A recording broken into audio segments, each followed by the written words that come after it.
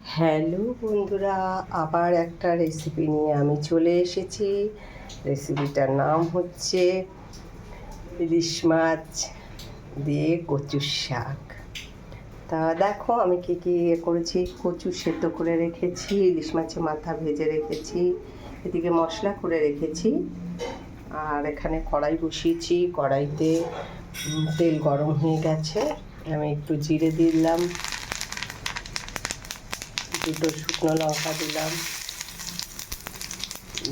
দুটো তেজপাতা,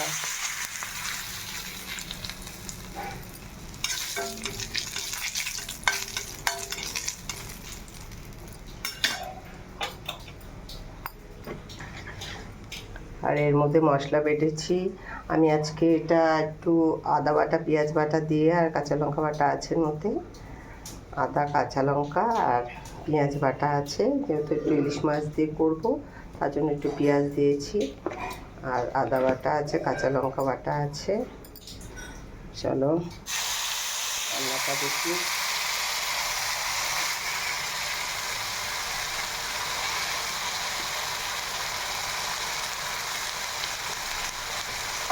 আমি খুব বেশি মশলা দিয়ে করবো না, এটা সামান্য একটু মশলা দিয়ে করবো। এখানে আমি আন্দাজ মতো নুন আর হলুদ দিয়ে নিয়েছি।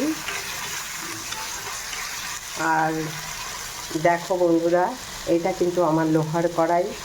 আমি লোহার কড়াইটা কিনেছি। তোমাকে কী বলবো, ননস্টিক কড়াইতে যেমন অল্প তেলে রান্না হয়, তার থেকেও অল্প তেলে এই তোমার লোহার কড়াইতে রান্না হয়।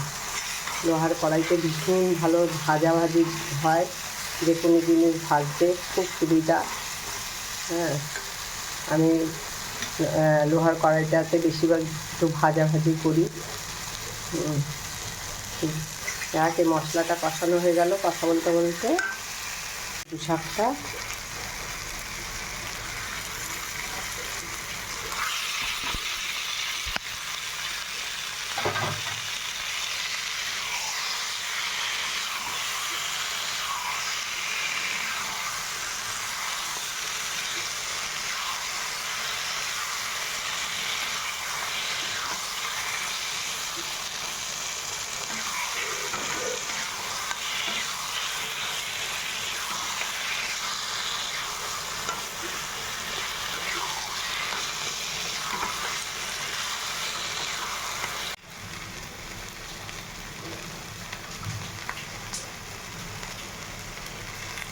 একটু হয়ে এসছে, তারপর একটু সামান্য মিষ্টি দিয়ে দিলাম।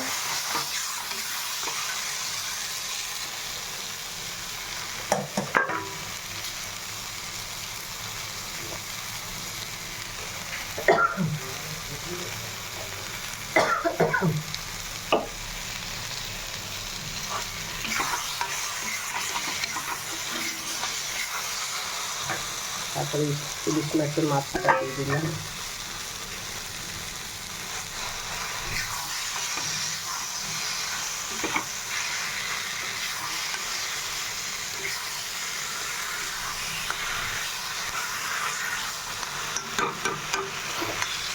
কচুর শাক ছোলা দিয়েও করি কখনো কখনো। এবার ঢেকে দিলাম। হয়ে গেল আমার কচুর শাক ইলিশ মাছের মাথা দিয়ে। কেমন লাগলো তোমাদের বন্ধু, কমেন্টে জানাবে। ভালো লাগলে লাইক করো।